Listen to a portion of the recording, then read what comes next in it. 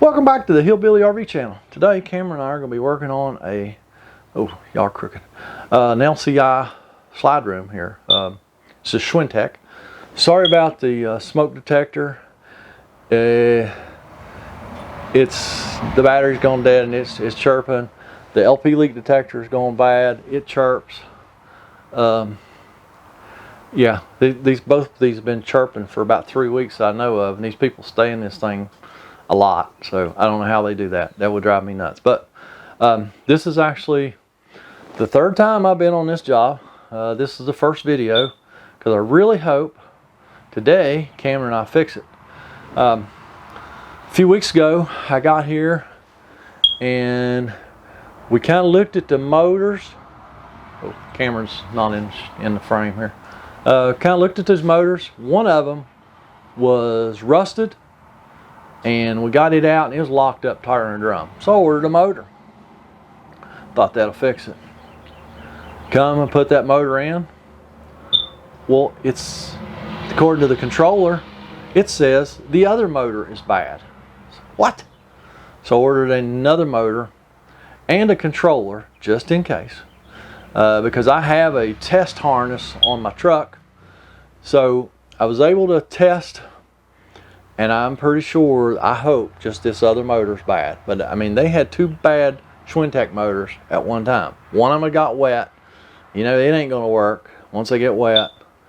And apparently the other one's bad too. So, have you ever changed one of these motors, Cameron? Yeah. Yeah, okay. He's an old hand. So, so yeah, we're gonna get this motor switched out on the front end here, and I'm really hoping that it fixes this room. I hate coming back to work on stuff, you know, 2-3 times, but hey, you know, sometimes it happens. So Cameron's gonna go get us a drill and a driver. We'll get that retaining motor out of that, or the retaining screw out of that motor, and I'll be able to show you that. So I don't think I've ever actually got to show you getting that retaining screw out of that motor. So that'll be exciting.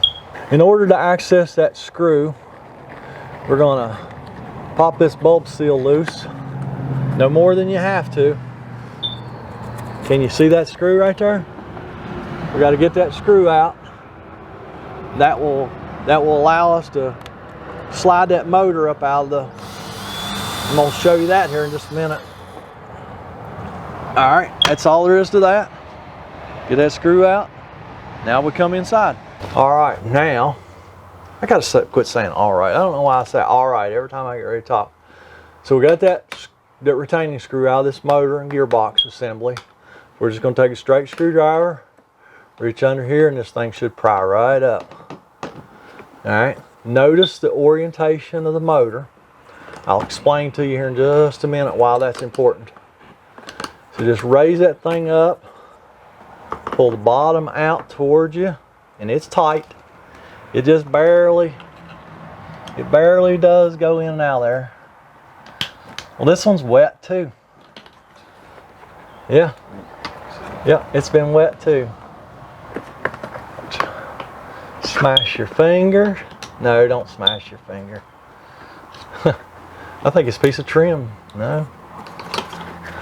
This is tight, people. I'm telling you. They do not give you extra room to get these motors in and out of here. I mean, would it really kill them to give you another 1/4 inch somewhere to be able to get these things in and out? As that one there is tight. Man, there ain't no reason for that.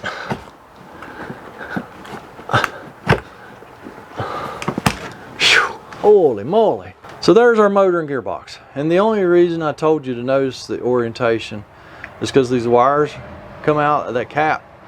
So that one come out with the wires directly behind. And that's the safest place for those little wires. Because these things are notorious. Let me pop this little plastic cap off here. These things are notorious for pulling those. Well, look at there. We do have a broken wire. I was just going to say they're notorious for having a broken wire right here. Would you focus? Crazy camera. You don't want to focus. Focus is on me.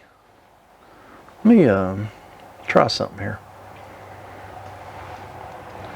Oh, zoom in and it'll focus. Okay. Yeah, this had a broken wire. Now on that controller down there, this actually showed up as a shorted. How does to say? It was. You count the blinks on the controller. Focus, and it'll self-diagnose. It was a shorted motor or wiring harness. Well, there's what the issue was right there. So we're going to slap a new motor in this, and hopefully we're going to fix it. And yes, if I was like an electronic guru or something, I could probably solder that wire back on that motor. But looky here, this motor has also been wet. Can you see that rust? I know the backlight's kind of harsh. Yeah, this one's been wet also. These things do not like to get wet. So yeah, we're gonna slap a new one in there, and hopefully we're gonna be heroes and not zeros. So we're gonna pull our new motor out of the box. Maybe not. Oh, it's taped.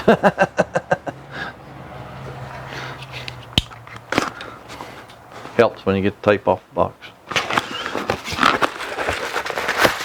Brand spanking new one. No rust or anything on it yet. There's that shaft. It's a D-shaped shaft coming out of this motor and gearbox assembly, and it goes in a little receiver up here that is also D-shaped, and it did pull up out of here a little bit, so we need to make sure that that collar is all the way back down in there before we get started, because it has to be. That's one of the things when you pull the old motor out, it'll lift that collar up a little bit where this shaft goes in, and then this motor won't go in. So we need to make sure that that collar is all the way down. It'll go a little bit below. You'll have to feel it because you can't always see it, but it'll go a little bit below this bracket where this motor goes on. So Cameron's gonna go get us something. He's just gonna give me a hammer, and I'm gonna tap that thing down in there flush before we try and drop this new motor in. See this little collar right here? I hope you can see it. It's sticking up just a little bit. So I'm gonna put this screwdriver on it and tap that with a hammer, and it should go. Alright, I know I just blocked everything you could see, but trust me, I'm just gonna tap that thing down in here a little bit. It should go pretty easily, and it is. Alright, that's all it took. See, it's below flush now. Or it's just a little bit below. So our motor will drop right in there. See, this motor has these four, is it focused? Yeah. So the motor has these four little pegs sticking down, and they go in holes in that bracket. That's what keeps the motor from twisting. And then that screw outside goes in one of these slots here, and that keeps that motor from raising up. That's how it retains it. The little pegs keep from twisting. The screw from the outside keeps from raising up off the pegs, and that's how it works. So now we got to squeeze this new one back in that tiny little hole. All right, now we got to squeeze this motor back in this hole. So we're going to orient it correctly. We're going to shove the top in first and be very mindful of them little bitty wires, because you can pull in brand new wires out too. Oh, I see what's making it so tight. We need to run this room back in here a little bit. There's a piece of trim here that's got us. So Cameron's gonna go get a tool that I made. I made a tool where when I come to work on this thing last week, so I could move this room manually, and show you that tool I made. I'm pretty proud of that tool. Here's that tool I made. It's man, this camera just doesn't want to focus. I took a shaft out of that bad gearbox that we took out of this a few weeks ago, and drove that into a 3/8 drive socket, drilled it, put a pin in it, so that now I can put this in there and I can move this room with a drill. Let's see how this works. Let's just get this D-shaped shaft. D-shaped shaft. That's a mouthful, ain't it? Down in this little collar here. Just like that. Pop our drill on it. Woo.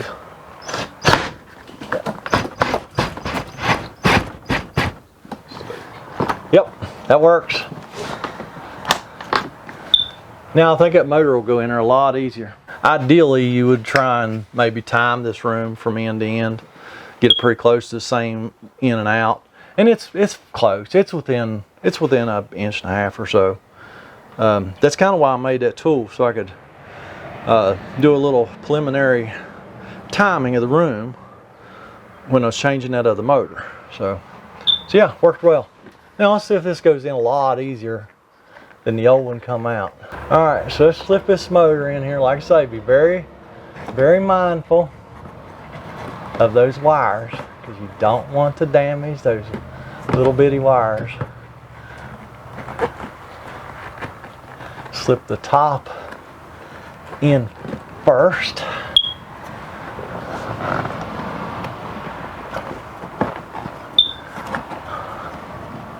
Oh, yeah, there we go. Now, all right, the motor started down in that collar. Now we're going to plug this motor in to the harness. So down here is where the controller lives on this unit. I have the power wire unhooked from the controller. So Cameron is going to access that controller. He's going to just lay that panel down. And where you can't see back in there, there's a spade connector. And he is going to go down there and get that plugged back into that board. So Cameron's going to be pushing the button while I am guiding this motor in over here. Okay, so what we got to do is, I believe the motor, the shaft is down in that collar far enough. And what we have to do is get those 4 little pegs down in their holes. So Cameron is actually going to look up here, because he's taller than I am, and see if he can see how far we need to move to get it in the holes. Can you see where the holes them pegs are going to go in? Yeah. They need to probably really close, ain't it? Rotate right. Just a little. Probably about a quarter of an inch. Yeah, that's what I thought. Pretty close. Just barely bump it. In or out. It does not matter. Just barely bump it.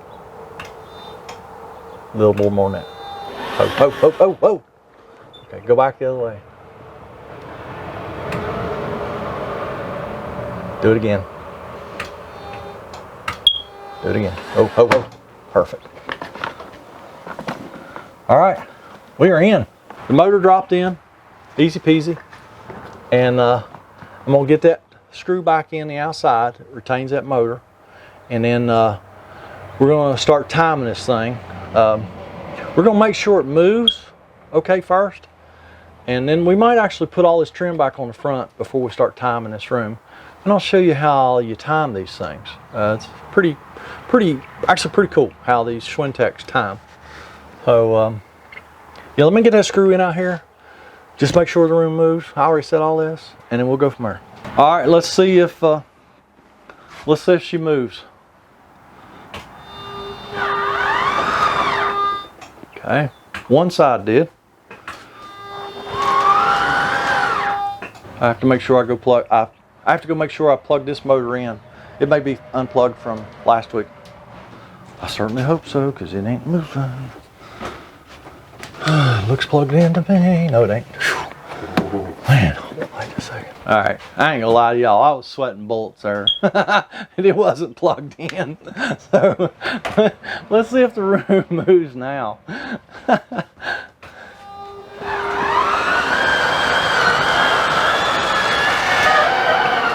Hallelujah. Gosh, had 2 bad motors one time. Now, what's the chances of that? I'd say that's pretty slim. So hey, we're just going to get the fascia back on this room.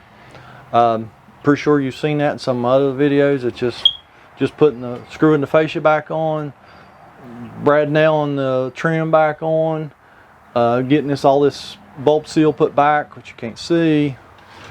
Get all this bulb seal put back where it belongs, and then we'll be back to time this thing. We'll show you that. We got all the fascia trim back on this. So now we're going to start timing it. And like I say, these Schwintek rooms are really pretty cool the way they time. And really, you can do this anytime. If you have a Schwintek room, anytime you run that room in or out, you can do this. It won't hurt a thing. Because in order to time these, all you do is just hold the button, whether you're coming in or out. Once it gets all the way in, just hold the button for another 5, 6, 7 seconds or so. Sometimes the room will just kind of and when it quits, it's timed. And same thing on the way out. That's how you time. You just go all the way either in or out and hold the button, and it will kind of do its thing and be timed. And like I say, the Schwintek, as far as I know, it doesn't hurt anything. You can do that every time you run the room in and out. That way you know it's staying in time, because they can get the system, the timing system they use on these is very complicated, very sophisticated. It's actually counting the motor revolutions on both motors, and it's making sure that they're spinning the same number of turns, the same speed. So that's how they time it. It's all done electronically. So let's run this room all the way in and start the timing process. Nothing in the way. Make sure our bulb seal stays out there.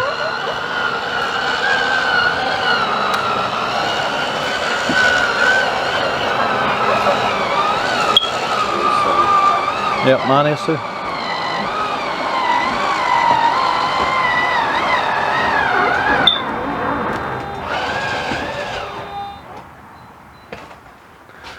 Now I hope you can see that end. That end down there was a little bit behind this one. So this one came all the way in and stopped, and I just continued to hold the button. And then, there was a little bit of a delay, half second or so, and then that room, that end, come in a little bit farther.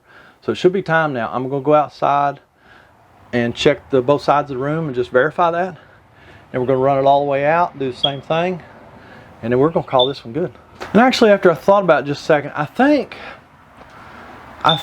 the way Lippert tells you to time it is to maybe run it all the way in, run it out 4, 5, 6 inches, then bring it in and hold the button.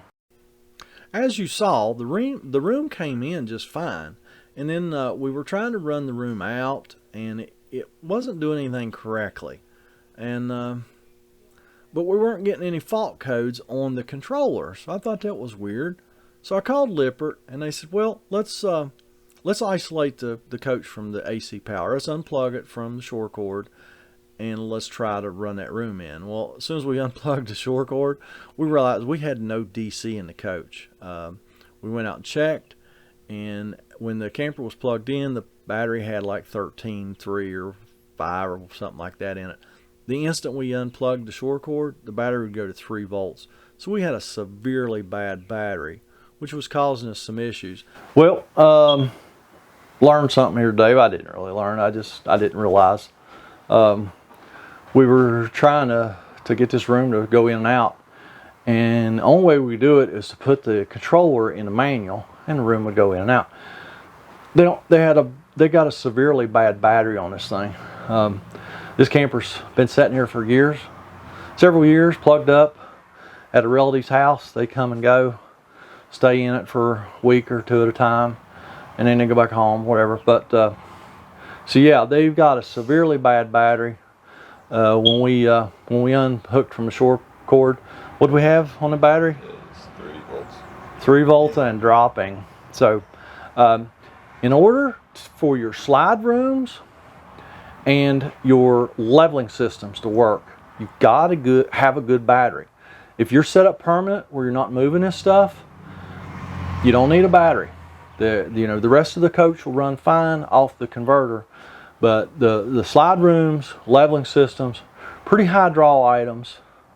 Am I forgetting any systems? I think that's it. Just slide rooms and leveling systems mostly are a high amp draw item, and they won't run off the converter typically. So that's what's going on here. If I had a battery with me, I could test that theory, but I don't. So we'll let these people know that they need to get a battery. Did we learn anything else today, Cameron? How to correctly time it. We did learn how to time it. If we had a good battery, I really could have showed you that very well. But yeah, so they need to get a battery. I hope this chirping not drove y'all crazy. I think Cameron looks a little bit crazier than he did an hour ago. It's driving me crazy, that's for sure. That's what I was afraid of. I got to get him out of here before he goes completely crazy on me and becomes an axe murderer or something. So that means that we are going to go down the road and fix another one, and you all need to get over the chirping and have a fantastic day. We'll catch you on the next one. Is that right, Cameron? We'll catch him next time? Yes, we will. Hopefully without any chirping. You never know. It's not my coach, so, you know. Hey, have a good day.